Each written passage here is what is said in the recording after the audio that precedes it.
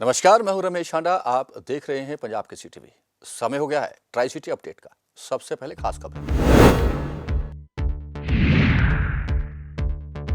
सुखना link पर काटा गया ऊंट का बिना रजिस्ट्रेशन का चालान। भविष्य में नहीं होगी सुखना में अब ऊंट की सवारी।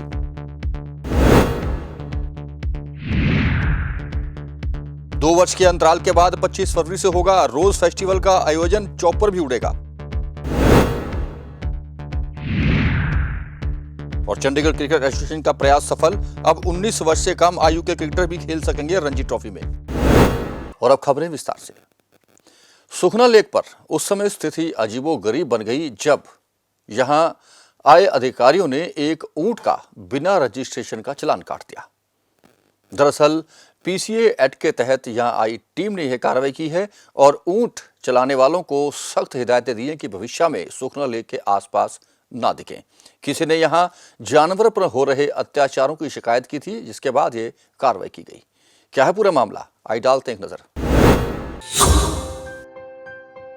चंडीगढ़ में एक अजीबोगरीब मामला सामने आया है। यहाँ किसी वाहन का नहीं बल्कि एक ऊंट का चालान काटा गया है। वह भी एक नहीं, दो ऊंटों का चालान किया गया है। ऊंटों का चालान सुखना लेक पर किया गया। सुखना लेक पर अक्सर यहाँ आने वाले पर्यटक ऊंटों की सवारी का मजा लेते हैं, लेकिन अब सुखना लेक पर इन ऊंटों की सवारी नहीं होगी, क्योंकि यहाँ पर ऊंट लाने वाले इनके मालिकों के चालान काटकर ऊंटों को यहाँ न लाने की सख्त हिदायतें दी गई हैं। आपको बताते चलें कि चंडीगढ़ प्रशासन के society for the prevention the cruelty to animal wing के इंस्पेक्टर धर्मेंद्र डोगरा अपनी टीम के साथ सुखना लेक पर पहुंचे थे। यहाँ उन्होंने पाया कि ऊंट मालिकों ने राजस्थान ऊंट उल्लंघन एक्ट 2015 धारा 5 व उपधारा 2 की अनदेखी की है और जानवरों के साथ क्रूरता नियम 1973 धारा 6 का भी उल्लंघन किया है, क्योंकि शहर का वातावरण ऊंटों के अनुकूल नहीं है। ऐसे में ऊंट मालिकों के पास ऊंट की सवारी का भी कोई लाइसेंस नहीं था और न ही उन्होंने इन ऊंटों का रजिस्ट्रेशन संबंधित विभाग के पास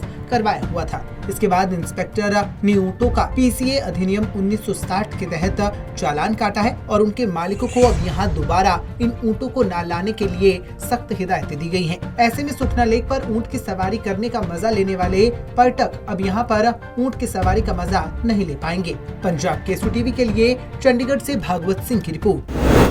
कोरोना के चलते गुजरे 2 वर्षों में चंडीगढ़ का मशहूर रोज फेस्टिवल का आयोजन नहीं हुआ था, लेकिन अब स्थिति सामान्य होती दिख रही है, जिसके बाद चंडीगढ़ नगर निगम ने भी यह फैसला किया है कि 25 से 27 फरवरी तक रोज फेस्टिवल का आयोजन किया जाएगा, जिस पर करीब 80 लाख रुपए का खर्च आएगा। इस रोज फेस्टिवल के दौरान लोगों के मनोरंजन के लिए चॉपर भी उड़ाया जाएगा, जिसकी तैयारियां पूरी तरह से चल रही हैं।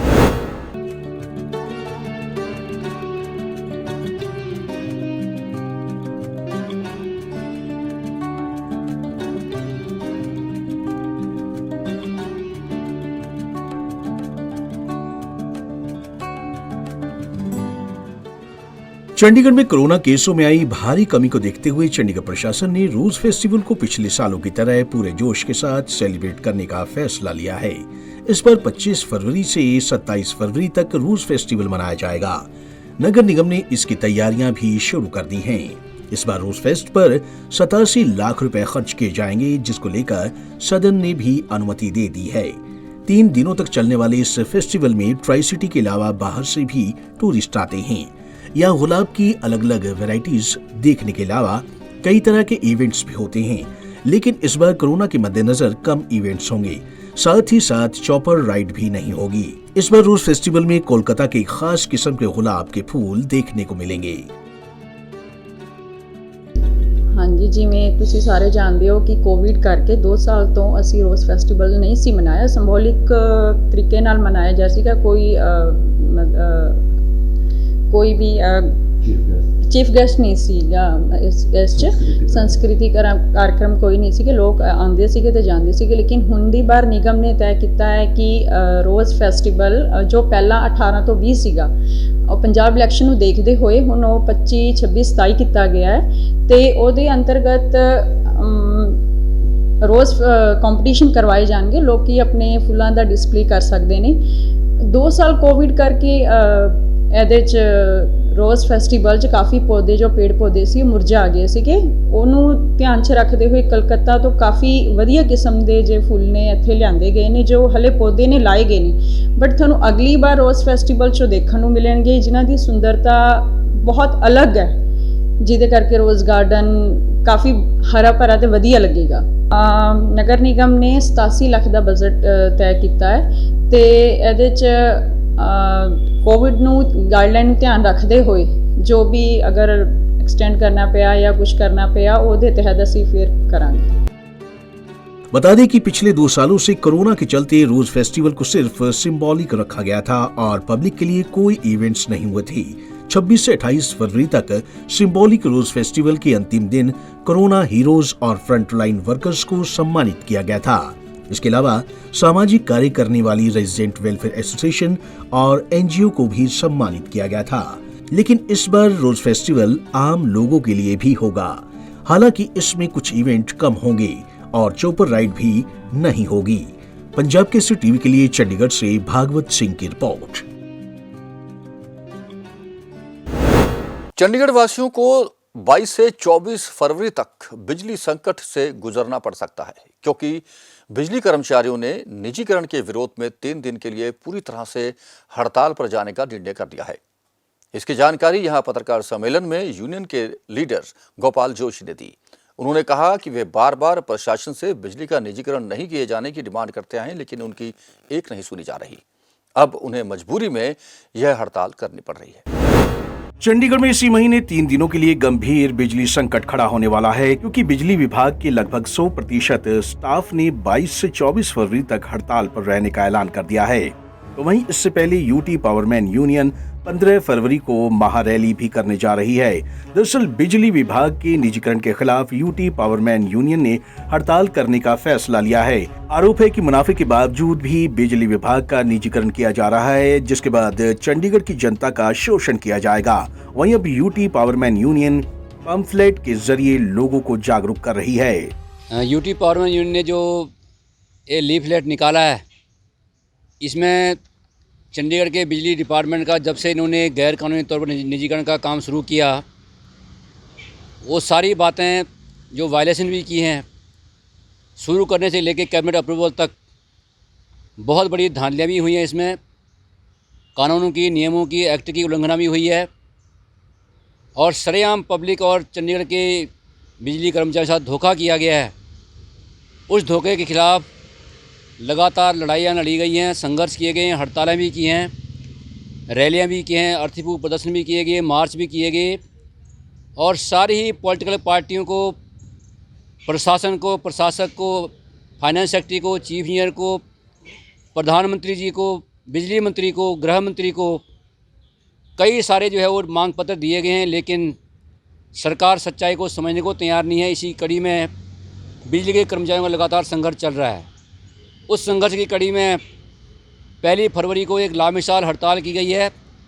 हड़ताल के बावजूद भी सरकार और प्रशासन का रुख जो है अड़ियल बना हुआ है। यदि कंपनी चंडीगढ़ ਨੂੰ ਖਰੀਦ ਰਹੀ ਹੈ, ਜਿਹਨੇ ਟੈਂਡਰ ਭਰਿਆ ਏ, ਉਹਦੇ ਅਸੀਂ ਰੇਟ ਜਿਹੜੇ ਕਿ ਆਪਣੇ ਭਰੋਸੇਯੋਗ ਸੂਤਰਾਂ ਤੋਂ ਉੱਥੇ ਦੀਆਂ ਯੂਨੀਅਨਾਂ ਤੋਂ ਲਏ ਆ, ਜਿਹੜੇ ਉਹਨਾਂ ਦੇ ਰੇਟ ਆ 7 ਰੁਪਏ 16 ਪੈਸੇ ਤੋਂ 7 ਰੁਪਏ 15 ਪੈਸੇ ਤੋਂ ਸ਼ੁਰੂ ਹੋ ਰਹੇ ਆ ਤੇ ਉਹਨਾਂ ਦਾ ਮੈਕਸਿਮਮ ਰੇਟ ਆ ਜਿਹੜੇ 13 ਰੁਪਏ ਤੱਕ ਜਾ ਰਹੇ ਆ। ਸੋ ਚੰਡੀਗੜ੍ਹ ਦੇ ਲੋਕਾਂ ਨੂੰ ਇਹ ਇੱਕ ਮੰਨ ਲਓ ਬੜਾ ਵੱਡਾ ਇੱਕ ਬੋਝ ਪੈਣ ਵਾਲਾ, ਉਹਦੇ ਲਈ ਇਹਨਾਂ ਨੂੰ ਜਾਗਰੂਕ ਹੋਣ ਦੀ ਲੋੜ ਹੈ, ਉਹਨਾਂ ਨੂੰ ਤਿਆਰ ਹੋਣ ਦੀ ਲੋੜ ਹੈ, ਸਰਕਾਰ ਦਾ ਵਿਰੋਧ ਕਰਨ ਦੀ ਲੋੜ ਹੈ, ਤਾਂ ਜੋ ਜਿਹੜਾ ਇਹ ਅਸੀਂ ਪ੍ਰਾਈਵੇਟ ਹੱਥਾਂ ਤੇ ਜਾਣ ਲਈ ਬਚ ਸਕੀਏ। ਤੇ ਸਰਕਾਰ ਵੱਲੋਂ ਜਿਹੜੀ ਇੱਕ ਗੁਲਾਮੀ ਦੀ ਮੁਹਿੰਮ ਲੋਕਾਂ ਨੂੰ ਗੁਲਾਮ ਕਰਨ ਦੀ ਸ਼ੁਰੂ ਕੀਤੀ ਹੋਈ ਹੈ, ਇਸ ਗੁਲਾਮੀ ਦੀ ਮੁਹਿੰਮ ਨੂੰ ਅਸੀਂ ਇੱਥੋਂ ਹੀ ਵਾਪਸ ਮੋੜ ਦਈਏ ਚੰਡੀਗੜ੍ਹ ਤੋਂ, ਤਾਂ ਜੋ ਕਿਸੇ ਹੋਰ ਮਹਿਕਮੇ ਨੂੰ ਕੱਲ੍ਹ ਨੂੰ ਇਹ ਪ੍ਰਾਈਵੇਟ ਨਾ ਕਰਨ।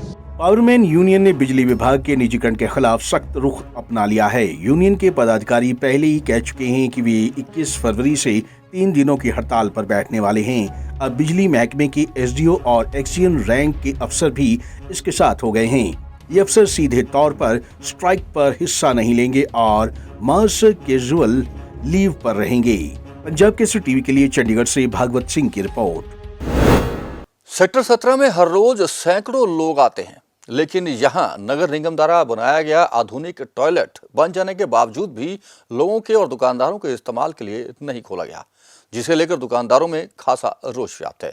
आपको बता दें कि इस टॉयलेट के बाहर किसी ने बोर्ड लगा दिया कि वीआईपी का इंतजार हो रहा है, उसके बाद ही टॉयलेट का उद्घाटन होगा, जिसे लेकर दुकानदारों ने निगम में शिकायत भी की है। क्या है पूरा माजरा, आइए डालते हैं एक नजर। चंडीगढ़ सेक्टर 17 में एक पब्लिक टॉयलेट बनकर तैयार हो चुका है। पब्लिक टॉयलेट का काम काफी समय से पूरा हो चुका है, लेकिन पब्लिक टॉयलेट को आम पब्लिक के लिए अभी खोला नहीं जा रहा है। सेक्टर 17 ब्रिज मार्केट के सामने बने इस पब्लिक टॉयलेट के बाहर वीआईपी के लिए पोस्टर भी लगा दिया गया है, जिसमें लिखा है कि इस टॉयलेट के इनॉग्रेशन के लिए कोई वीआईपी चाहिए। मतलब जब तक वीआईपी नहीं मिलेगा तब तक ये टॉयलेट लोगों के लिए बंद रहेगा। हालांकि ये पोस्टर लोगों ने व्यंग के तौर पर लगाया था। हमने यहाँ पर दुकानदारों और लोगों से बात की तो उनका गुस्सा फूट पड़ा। उनका कहना था कि सर्दियों में अक्सर लोगों को बाथरूम जाने की प्रॉब्लम होती है। पब्लिक टॉयलेट बनकर तैयार हो चुके हैं, बावजूद इसके उन्हें यहाँ पर तंग किया जा रहा है। सर परेशानी तो बहुत ज़्यादा है सर, इसके करके कस्टमर ग्रोथ भी अब मार्केट में कम हो गया है। मैं भी एक दुकानदार हूँ, सेक्टर 17 में 30 सालों से काम कर रहा हूँ। परेशानी हम सबको है, हमें इतना मुश्किल हो रही है कि हम दुकानदारी कम, बाथरूम में ज़्यादा, हमें परेशानी ज़्यादा हो रही है, क्योंकि पब्लिक कस्टमर जो है नीचे ही रह जाता है, प्लाजा में मेन रह जाता है।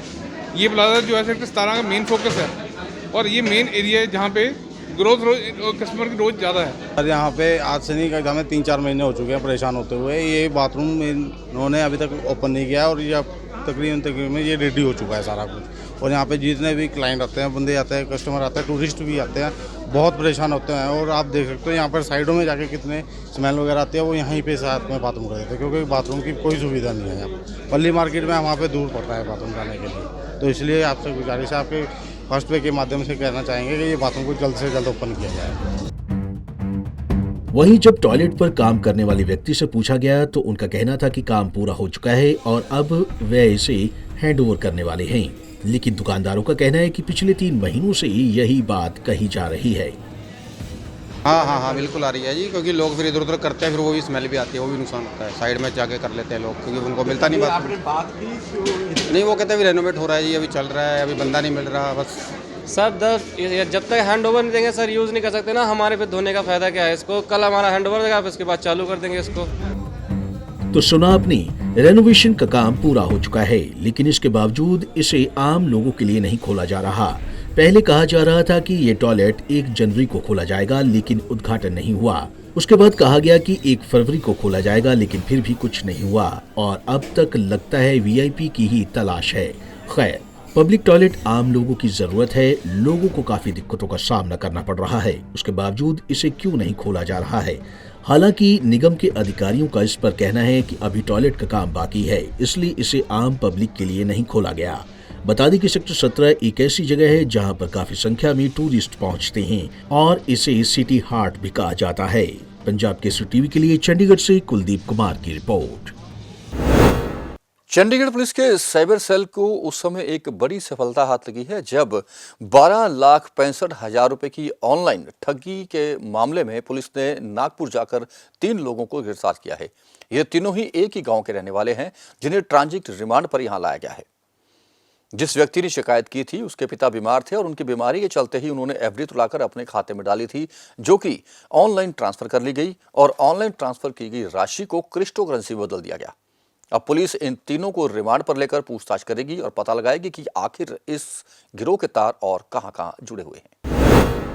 चंडीगढ़ में बीमा कंपनी से रिटायर्ड कर्मी के बैंक अकाउंट से 12,65,000 की ऑनलाइन धोखाधड़ी कर क्रिप्टो करेंसी में निवेश करने वाले 3 ठगों को साइबर सेल की टीम ने नागपुर से गिरफ्तार किया है। आरोपियों की पहचान आतिश, आयुष और निहाल के तौर पर हुई है। तीनों को ट्रांजिट रिमांड पर लाकर पुलिस स्थानीय कोर्ट में पेश किया जाएगा। पुलिस ने इन ठगों से वारदात के उपयोग साइबर अपराध से संबंधित कई उपकरण भी जब्त किए हैं।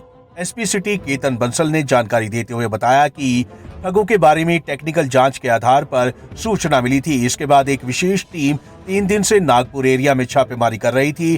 तकनीकी सबूतों के आधार पर वारदात में शामिल तीनों संदिग्ध आरोपियों को पुलिस ने दबोच लिया। जांच में सामने आया कि आरोपियों ने ठगी के पैसे ऑनलाइन वॉलेट में ट्रांसफर करने के बाद क्रिप्टो करेंसी में निवेश कर दिए। वो सिम कार्ड जैसे ही नागपुर का निकला तो वहाँ पे हमारी टीम गई तो 3 बंदे पकड़े हैं इसमें। ये एक है आतिश रावत, एक है आयुष गायकवाड़ एक है निहाल दोहारे। तो इन्होंने उस सिम को, ये जो कंप्लेनेंट है, ये कुछ दिन पहले नागपुर गए थे, तो उन्होंने उनका सिम निकाल के दूसरे फ़ोन पे डाल के ये सब फ्रॉड किया है। तो ये पहले उन्होंने अपने मोबीक्विक वॉलेट में अमाउंट को ट्रांसफ़र किया और उसके बाद फर्दर ये क्रिप्टो करेंसी में सारी अमाउंट इन्वेस्ट करी गई है। तो वो क्रिप्टो करेंसी को अभी सीज़ करने के लिए हमें इनकी पासकोड वगैरह चाहिए, जो अभी हम इनको पेश करके इनकी डिमांड लेंगे और उसके बाद जो भी इसमें प्रॉपर लीगल प्रोसीजर है उसको क्रिप्टो करेंसी में उसको सीज़ करेंगे। ये हमारे लिए भी ये पहला ऐसा केस है जिसमें क्रिप्टो करेंसी सीज़ करनी है। तो और आप जो भी पूछना चाहें पूछ सकते हैं। अभी कोर्ट में पेश करना है। सर किंग पिन कौन है इसमें? इसमें ये आतिश रावत हैं, जिन्होंने ये आइडिया जनरेट किया। सर ये कैसे इन्होंने मतलब किया, सिम कैसे चोरी किया, मोबाइल स्नैच किया था, नागपुर में हुआ क्या था, थोड़ा सा प्राइमरी इन्वेस्टिगेशन में कुछ पता चला? ये जो कृष्ण कन्हैया है, ये वहाँ पे ये इनके कहीं ना कहीं दूर के रिलेटिव हैं, तो वहाँ ये गए थे। तो इन्होंने जैसे वो थोड़े एज्ड हैं, इनका फ़ोन देखा तो उन्हें पता चला कि इनके अकाउंट में पैसे हैं। तो उसके बाद इन्होंने इनके फ़ोन से इनका ही सिम यूज़ करा दूसरे फ़ोन में ये सारी फ्रॉडलेंट ट्रांजैक्शन करने के लिए। आतिश रावत। अच्छा, ये रिलेटिव है? क्या लगता है? हाँ जी, दूर के रिलेटिव हैं। सर ये क्रैक कैसे हुआ केस? मतलब कि ये टेक्निकल डिटेल से क्रैक हुआ है जी। जो हमने फ़ोन की सीडीआर निकाली, जो बैंक के साथ फ़ोन रजिस्टर्ड था, जब उसकी सीडीआर निकाली तो उससे पता चला कि IMEI चेंज हुआ है। IMEI हर फ़ोन का यूनिक होता है। तो जब वो फ़ोन का हमने देखा तो वो फ़ोन नागपुर में रजिस्टर्ड था, जो ये IMEI नंबर जो चेंज था। ऑनलाइन बैंकिंग में उपयोग मोबाइल का IMEI नंबर ट्रैक करके पता चला कि ये मोबाइल महाराष्ट्र से संचालित हो रहा है। दरअसल पीड़ित कृष्ण के सिम कार्ड का क्लोन बनाकर धोखाधड़ी की गई थी। सेक्टर 17 पुलिस स्टेशन में राहुल रावत की शिकायत पर यह मामला दर्ज था। फिलहाल पुलिस ने इनके कब्जे से मोबाइल और इंटरनेट मोडम, जो कि धोखाधड़ी में इस्तेमाल किए गए थे। पंजाब केसरी टीवी के लिए कुलदीप कुमार की रिपोर्ट। पंचकुला के रामगढ़ में स्थित BSF के ट्रेनिंग सेंटर भानु में 10 सप्ताह का एक कठिन प्रशिक्षण दिया जा रहा है। यहाँ 105 जवान यह प्रशिक्षण ले रहे हैं। इस प्रशिक्षण के दौरान उन्हें कठिन परिस्थितियों में किस किस चीज का और किस किस तकनीक का इस्तेमाल करना है, इसकी ट्रेनिंग दी जाती है। आज देखते हैं इस रिपोर्ट में कि जवान कैसे कर रहे हैं training. Basic training centre Bhanu में है, ITBP का। यहाँ पे रिक्रूट्स की ट्रेनिंग की जाती है, लेकिन उसके साथ साथ ही हम लोग यहाँ पे बहुत से स्पेशलाइज्ड कोर्सेज चलाते हैं। जैसे आप पीछे देख रहे हैं, हमारे पीछे ये एक Mi-17 खड़ा हुआ है हेलीकॉप्टर। तो इस हेलीकॉप्टर में हम लोग जो स्पेशलाइज्ड हमारे कोर्सेज हैं, जैसे कि कमांडो कोर्स, उसकी ट्रेनिंग दी जाती है। तो ये एक स्पेशलाइज्ड ट्रेनिंग है।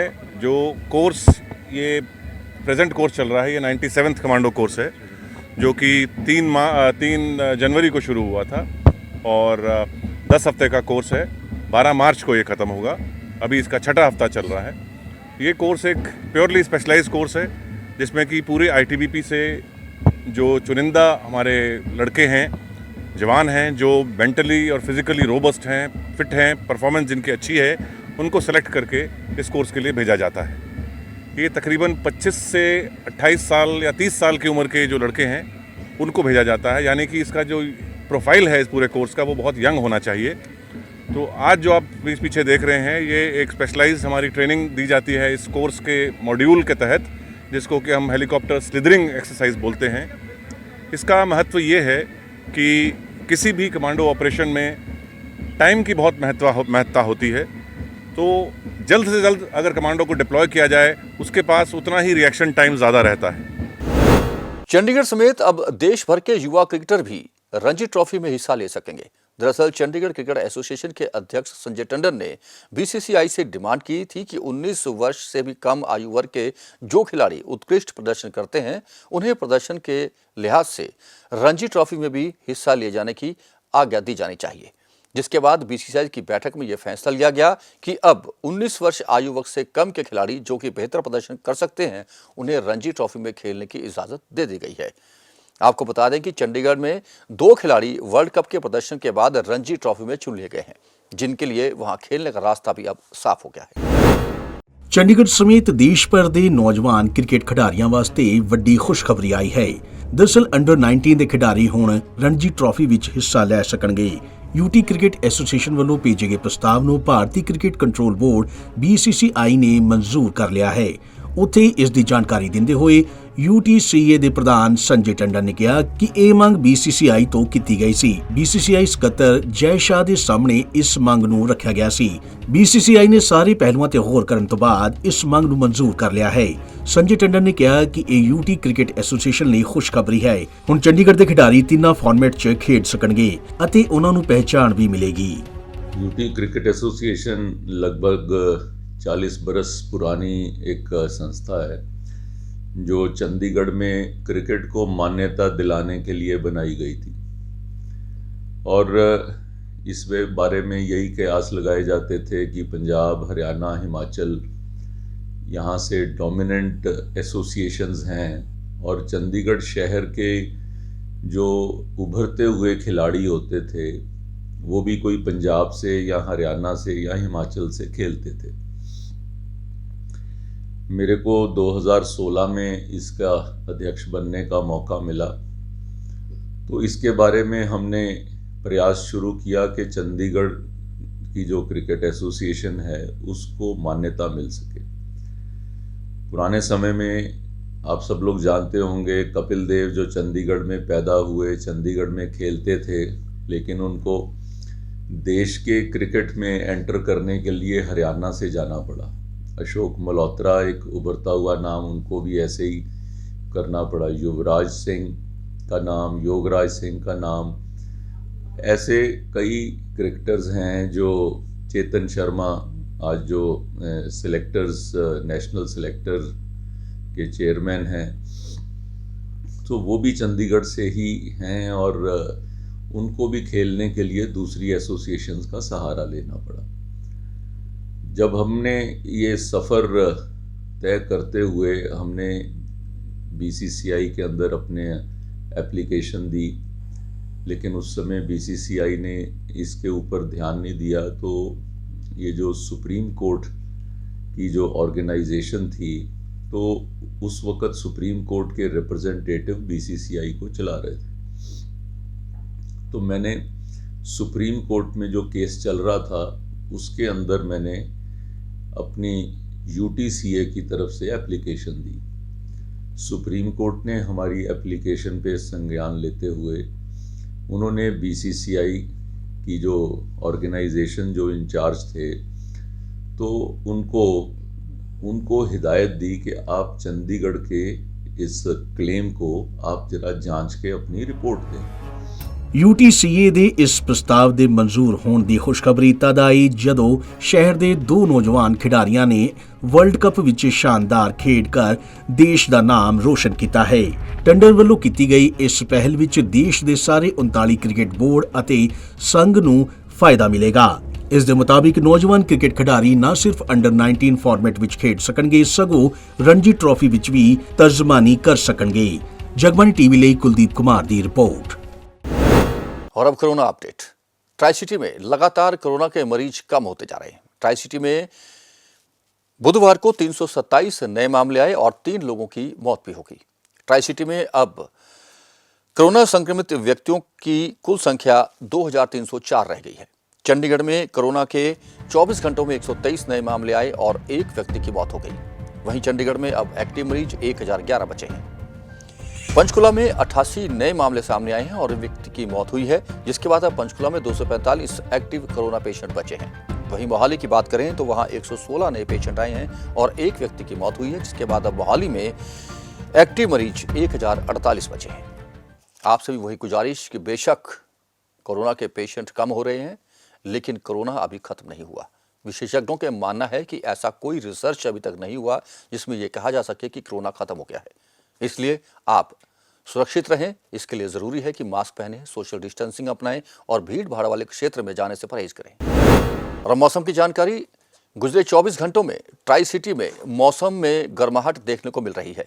हालांकि मौसम विभाग ने यह चेतावनी दी थी कि 9 और 10 तारीख को पहाड़ी क्षेत्रों में बर्फबारी और मैदानी इलाकों में वर्षा होगी, लेकिन ट्राई सिटी में इसका असर देखने को नहीं मिला।